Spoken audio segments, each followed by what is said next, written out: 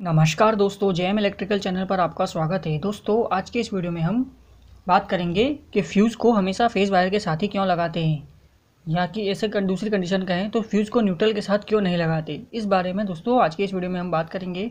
तो दोस्तों वीडियो पर अंत तक बने रहिए। वीडियो अगर अच्छा लगता है तो वीडियो को लाइक और शेयर जरूर करें, और हो सके तो मेरे चैनल को सब्सक्राइब भी करें। दोस्तों, सब्सक्राइब करने का कोई भी पैसा नहीं लगता है, और आपके लाइक और शेयर करने से और सब्सक्राइब करने से दोस्तों मोटिवेशन मिलता है, और अच्छे अच्छे वीडियो बनाने के लिए हम मोटिवेट होते रहते हैं। तो आइए दोस्तों वीडियो शुरू करते हैं। सबसे पहले बात करते हैं फ्यूज़ देखने में कैसा होता है और फ्यूज़ का सिंबल कैसा होता है। तो देखिए दोस्तों, ये फ्यूज़ का सिंबल है। इस तरह का सिंबल कुछ इस्तेमाल किए जाते हैं दोस्तों। ये जो है पुराने टाइम में इस्तेमाल किया जाता था सिंबल, और अभी के टाइम में दोस्तों ये वाला सिंबल इस्तेमाल किया जाता है। तो हमने भी इसी वाले को इस्तेमाल किया है इस डायग्राम में। तो इस डायग्राम के माध्यम से ही मैं आपको सारा जो है जो कॉन्सेप्ट है ये समझाऊँगा। तो दोस्तों शुरू करते हैं। यहाँ पर एक कंडीशन बनाई है जहाँ पर दोस्तों न्यूट्रल में हमने फ्यूज़ लगाया है, एक मोटर लिया है सिंगल फेज पावर के साथ में, और दोस्तों उसको मोटर को अर्थिंग भी दिया हुआ है। अब दोस्तों बात करते हैं कि ये मान के चलिए कि ये फ्यूज़ है हमने 10 एम्पियर की रेटिंग वाला ही लगाया है, और दोस्तों मोटर भी 10 एम्पियर करंट लेती है फुल लोड। अब दोस्तों मान के चलिए कि मोटर में कोई अनअनडी कंडीशन क्रिएट होती है, तो दोस्तों उसमें क्या होगा कि यहाँ पर ओवरलोड या ऐसा कुछ कंडीशन पैदा होती है। तो इस वजह से दोस्तों मोटर जो है ओवर करंट लेने लगेगी। अब दोस्तों यहाँ पर फेज़ वायर में किसी भी तरह का कोई प्रोटेक्शन नहीं है, तो इस वजह से दोस्तों जो भी ओवर करंट होगा वो सीधा मोटर के अंदर आता रहेगा जब तक कि दोस्तों ओवरलोड की कंडीशन बनी रहती है। और ऐसे में क्या होगा दोस्तों, अगर ज़्यादा देर तक रहेगा ओवरलोड की कंडीशन और ओवर करंट की कंडीशन, तो मोटर का जो वाइंडिंग इंसुलेशन है वो डैमेज हो जाएगा, और उस वजह से दोस्तों मोटर जो है जल भी सकती है।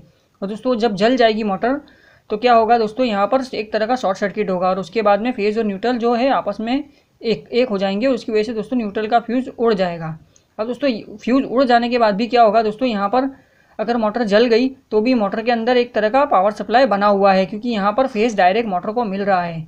उस वजह से दोस्तों मोटर के अंदर अभी भी पावर सप्लाई है। और उसमें क्या होगा, अगर इंसुलेशन और ज़्यादा डैमेज होता है और बॉडी अर्थ होता है तो दोस्तों जो है मोटर का बॉडी, उसके ऊपर भी फेज़ सप्लाई जो है वो आ जाएगा, और यहाँ तक दोस्तों न्यूट्रल तक अभी भी पावर सप्लाई बना रहेगा।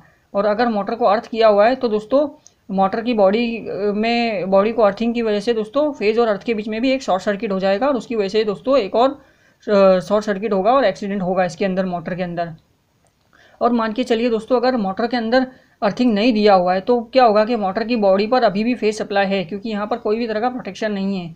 तो वो जो फेज़ सप्लाई है वो मोटर की बॉडी पर आ जाएगा, और अर्थिंग ना होने की वजह से अगर ऐसे में कोई अननोन पर्सन मोटर की बॉडी को अगर छू लेता है तो दोस्तों उसको ज़ोरदार इलेक्ट्रिकल शॉक लग सकता है, और उसकी जान की खतरा बन सकता है। तो ये जो कंडीशन है ये क्रिएट हो जाती है न्यूट्रल में अगर हमने फ्यूज़ लगाया है तो इसी वजह से दोस्तों न्यूट्रल में कभी भी फ्यूज़ नहीं लगाना चाहिए। एमसीबी भी अगर हम इस्तेमाल करते हैं, सिंगल पोल एसपी, तो दोस्तों वो भी हमें फेज़ के साथ ही लगाना चाहिए। अब दोस्तों बात करते हैं फ्यूज़ को अगर हमने फेज़ में लगाया तो हमें किस तरह से प्रोटेक्शन मिलेगा, वो भी मैं इस वीडियो में आपको बता देता हूँ डायग्राम की मदद से।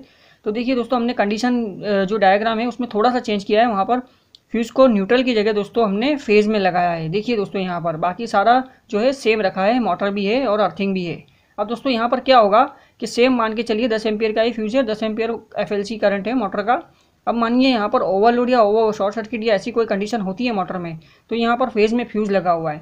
तो जैसे ही दोस्तों 10 एम्पियर से ज़्यादा का करंट मोटर ले गई तो दोस्तों फ्यूज़ की रेटिंग से ज़्यादा का करंट जैसे ही फ्यूज़ में से निकलेगा वैसे ही दोस्तों जो फ्यूज़ है वो जल जाएगा, यानी कि उड़ जाएगा।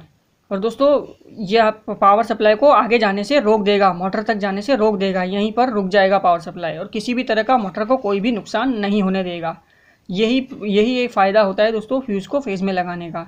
तो आप देख सकते हैं यहाँ पर इस तरह की कोई भी कंडीशन अगर ओवरलोड या शॉर्ट सर्किट की कंडीशन मोटर में होती है तो जैसे ही फ्यूज़ उड़ जाता है तो मोटर तक कोई भी तरह का पावर सप्लाई आ ही नहीं पाता है, और न्यूट्रल में तो किसी भी तरह का कोई करंट होता नहीं है। तो इस वजह से दोस्तों मोटर को किसी भी तरह का कोई नुकसान नहीं होगा, और अर्थिंग होने की वजह से दोस्तों प्रॉपर सेफ्टी रहती है। तो इसी तरह दोस्तों ये जो कंडीशन है ये वर्क करती है फेज़ के साथ में फ्यूज़ लगाने वाली। तो इसी वजह से फेज़ वायर के साथ ही हमेशा फ्यूज़ को लगाना चाहिए, ताकि हमें इस तरह के प्रोटेक्शन मिलते रहें और इलेक्ट्रिकल शॉक भी ना लगे। तो उम्मीद करता हूँ वीडियो अच्छा लगा होगा। वीडियो में अंत तक बने रहने के लिए धन्यवाद।